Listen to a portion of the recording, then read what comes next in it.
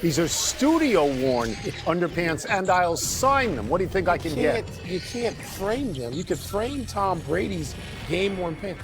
You got any game-worn souvenirs in your house? No, I don't. I mean, that I never played in a game. I got one. Real, what do you got? Magic Johnson game-worn jersey. Oh.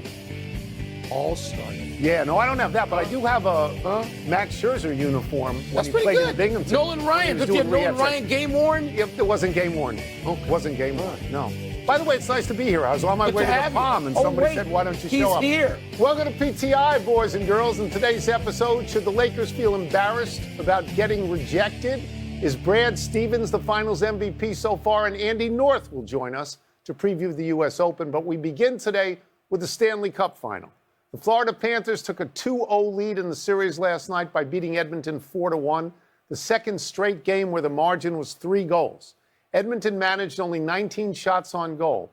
Wilbon, does this series feel different to you today than it did yesterday? Yeah, it does, Tony, because much like the NBA series, I expected the loser of game 1 to come back on the road and win game 2. Yeah.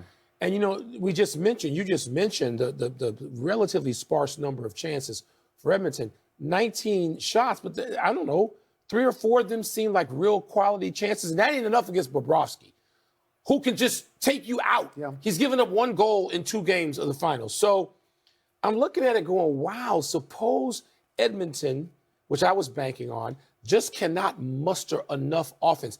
They came out in waves in game 1, less so in game 2. They didn't get the traffic in front of the net that I thought was requisite in game 3 to just make Bobrovsky crazy. They didn't do that. And so maybe they can muster it, but it's going back, so it's going to Edmonton. I don't want to get too crazy.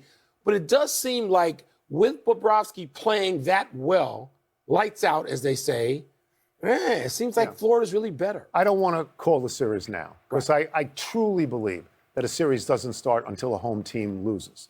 And I clearly believe that Edmonton has tremendous goal scorers.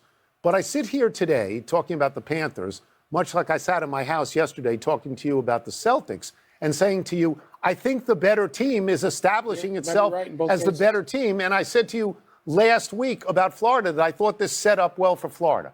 You know I'm not a hockey expert. I talked to a couple of guys this morning, Lee and Eric, who are hockey experts, and they said Florida is controlling the center of the ice rink.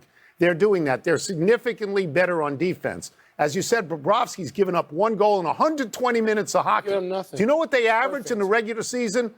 3.56 goals a game, Edmonton. In the playoffs until this series, 3.50 goals. They're not able to do that at the moment. And so I think what we're seeing in Florida is a team that learned from being in the finals last year, has learned how to win it. The one thing I'd learned in every sport, you know I've lived by this all my life.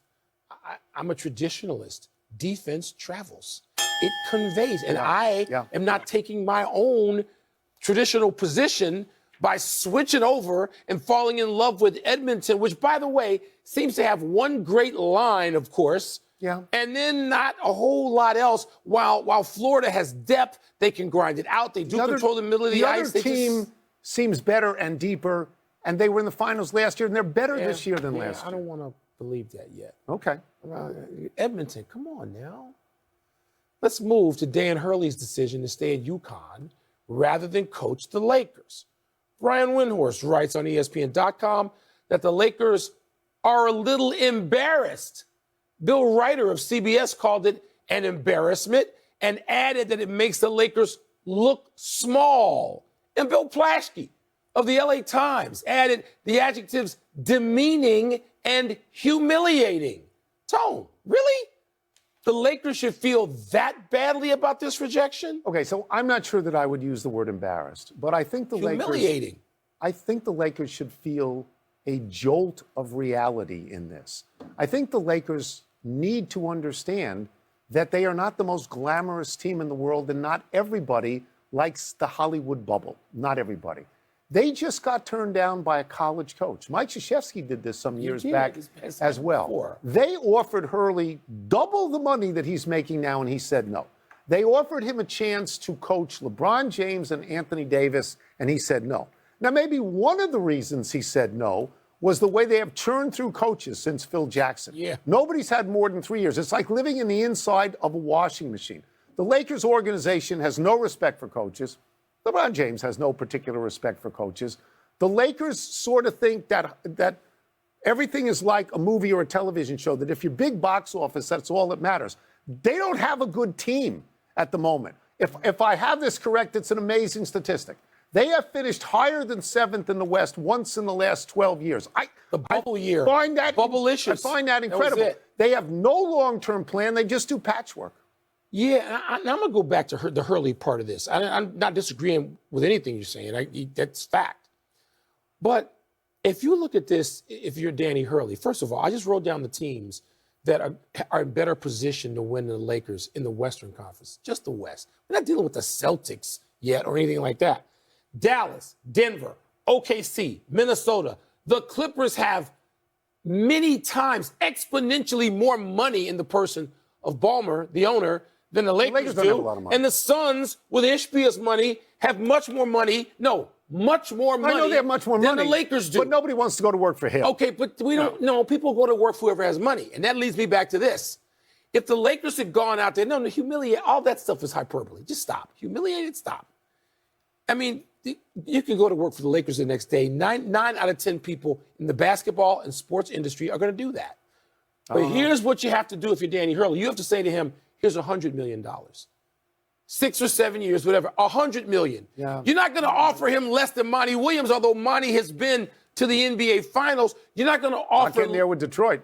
You're not getting there with Detroit. But he's been. Okay. And he may not get there with the Lakers. Okay. But the point is, you got to go out there with an offer that knocks his socks off, and they didn't. Mike, and maybe they can't. They don't have Ballmer money. I said this to you yesterday.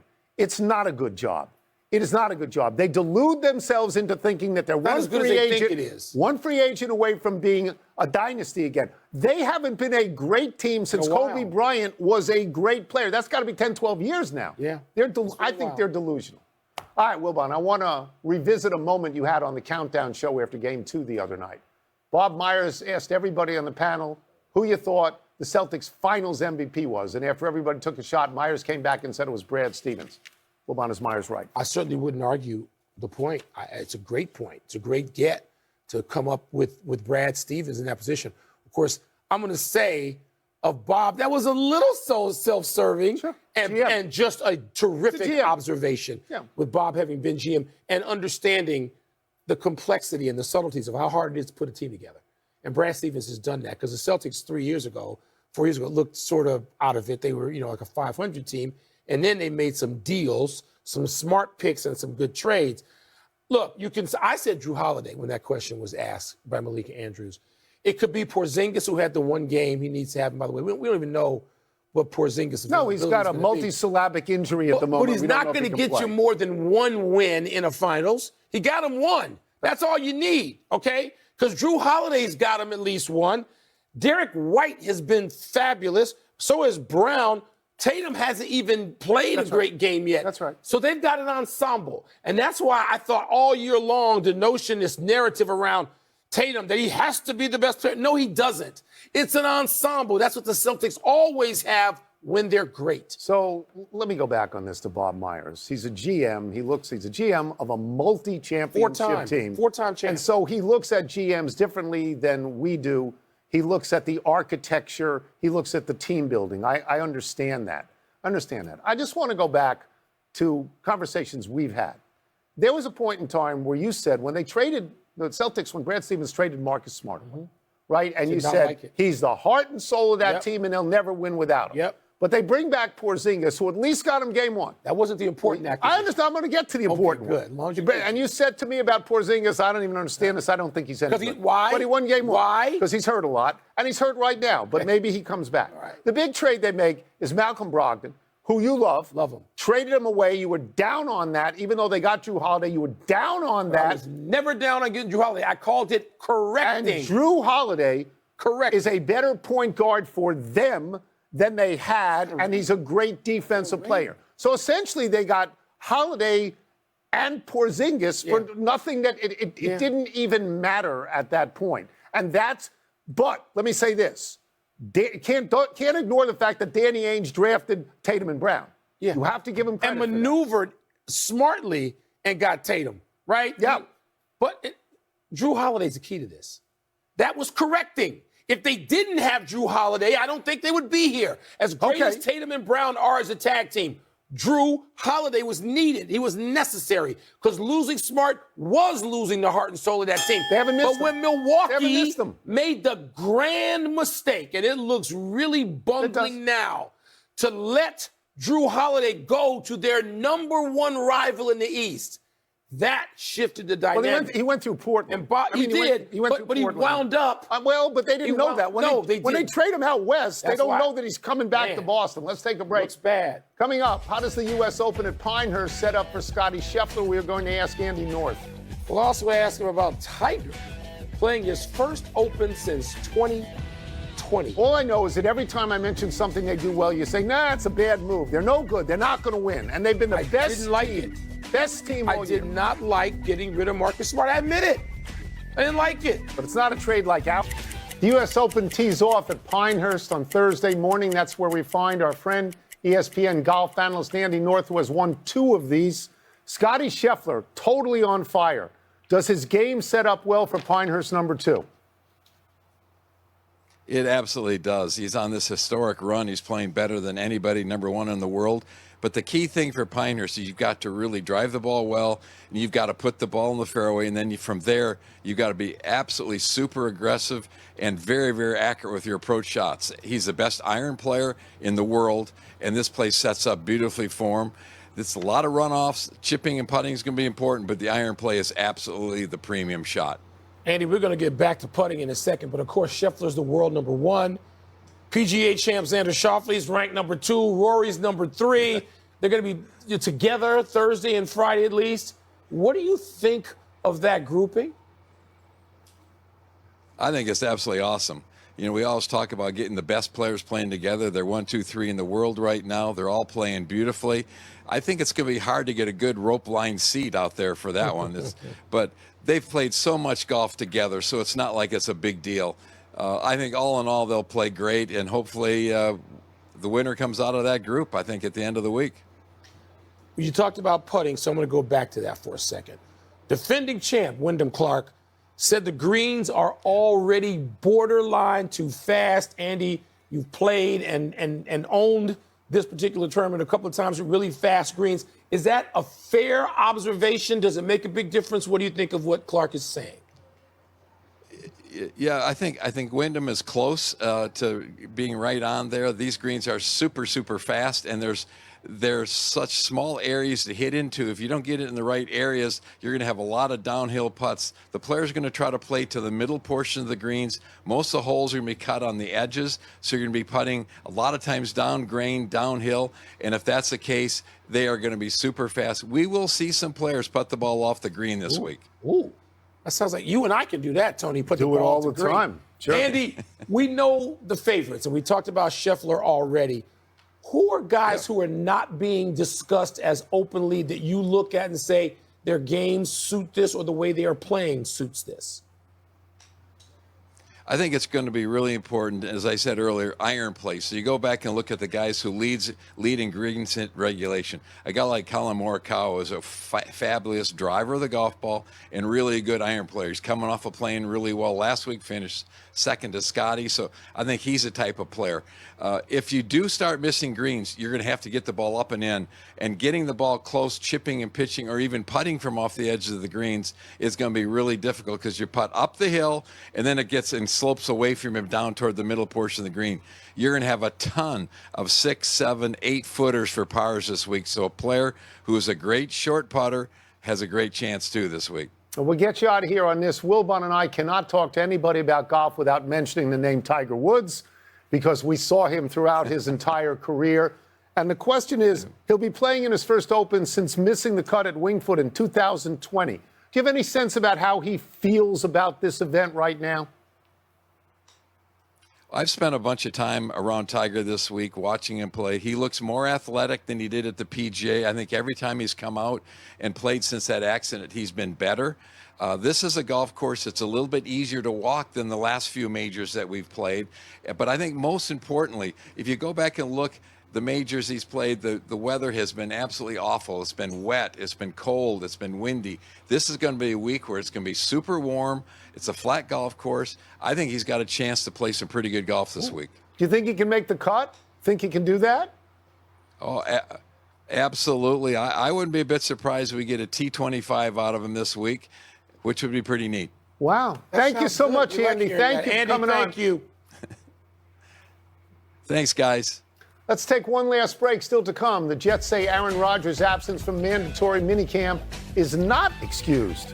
And Carlos Rodon and Corbin Burns are doing what they're paid a lot to do well. You think he'll make the cut? I hadn't know thought you so, follow but Tiger. Andy's with him. He said he'd spend some time with him. What do you think? What do you I think? didn't think so, but I like hearing that. I like. Diana Taurasi. She's now the oldest player in the WNBA, and she'll be the oldest player on the United States Olympic basketball team as she goes for her 6th gold medal. Taurasi won 3 NCAA championships at UConn and twice was most outstanding player in the Final Four. She's won 3 WNBA titles, all with Phoenix, the only team she's ever played for, and is a 2-time Finals MVP. She's the all-time leading scorer in WNBA history, averaging 19 points a game over 20 seasons. Come on. She's got 5 Olympic gold medals and GOAT. 3 world championships, and I will happily make the case that Diana Taurasi is the greatest female basketball player of all time. And I'm not voting against that, but I only have 2 people, a pair of Cheryls, Cheryl Miller and Cheryl Swoops, 4-time champion, 3-time gold medalist, perhaps ahead of Diana Taurasi. And if anybody wants to say Diana Taurasi because she's 40 years old, should be 42. left at home 42. in favor of Caitlin Clark, I'll come to your house and fight you. That's absurd. Those Cheryls spell their first name differently, you know that. Yes, I do. A not-so-happy anniversary Adam Hadwin. On this day last year, the Canadian golfer ran since Pat Fletcher in 1954 to win it. Hadwin was ecstatic, but as you can see, his somewhat erratic behavior drew the attention of a security guard who threw him to the ground. Neither Hadwin nor Taylor the memorial last weekend. Hadwin was really good last week. Yeah. Right? Yeah, till the he last put few holes. Okay, but he, Yeah. he at least was out there challenging the world number 1. Yep. Put a scare into it for a while. A little bit. He and Morikawa, that was fun. A little bit. Happy trails disastrously to another game for your White Sox. Not mine. The White Sox led Seattle 4-0 through 7 So innings. bad. Then in the 8th, the Mariners evened the game. In the 9th, they got a walk-off grand slam by catcher Cal Raleigh, who goes by the glorious nickname of Big Dumper. In the words of Seattle manager Scott Service, quote, Big Dumper does what he does. Late in games, he always has big at-bats, and he's always going to get the job done for us, unquote. This was Seattle's first walk-off granny since 2021, and Raleigh's second walk-off homer. But Mike, his 11th home run in the 9th inning or later. That's Your bad. White Sox are now 17-50. That's a .254 winning percentage. It's on pace for 41 and I have 121. nothing new to offer on the White Sox. I've been saying they're the worst baseball team I have ever seen. Now mine were the Mets. I get it, and they The were original real. Mets. That's Yeah, okay. 40 Big and 120. Dumper. Yeah. You and I spend a lot of time in baseball locker rooms. We have our suspicions Yes, we do. on how he got the nickname We're not going there. Big Dumper. We're not going. We're not going there. Not going there. One omission. John Rahm has withdrawn from the U.S. Open due to an infected sore on his left foot. You're better, John. All right, I know about the feet and stuff like that. No good. Come on, I hope John. Let's go to the big finish. Let's do it. Luka Doncic said today, quote, our defense has not been bad, but we really can't score. That's our main problem, unquote. Do you agree? Well, the defense has given up, 105, 107. But if you told me that's what they're going to give up, I would say Dallas can score more than that, and they haven't. So, yes, I guess I agree with Luka. He and Kyrie, particularly Kyrie now. Caitlin Clark and the Fever lost again, badly this time to the Suns last night. Your thoughts? I watched a lot of that game. Indiana is not a competitive team. Not Caitlin yet. Clark played 22 minutes in the game. No, No fourth quarter Not minutes. good. Carlos Rodon of the Yankees and Corbin Burns of the Orioles now both won again. Which is a bigger deal? Rodon, he's having a bounce back. You need that. Burns, you know you're going to get a consistent performance. You have Rodon being 9-2 with the ERA sub-3. Pretty darn good. Aaron Rodgers missed mandatory mini camp today. You concerned about that? No. they have committed themselves to Aaron Rodgers, and he didn't play at all last year. He can do whatever he wants as long as he gets on the field. That's all that matters. Stays there longer than 4 plays. That's right. Last one, Paul Skeens on the mound tonight against Cardinals. What do you expect? I don't know who to hate more. Skeens and the Pirates, they got these 2 starters who out there striking out everybody, and they're in the division and an impediment to the Cubbies. And the Cardinals, I hate from birth.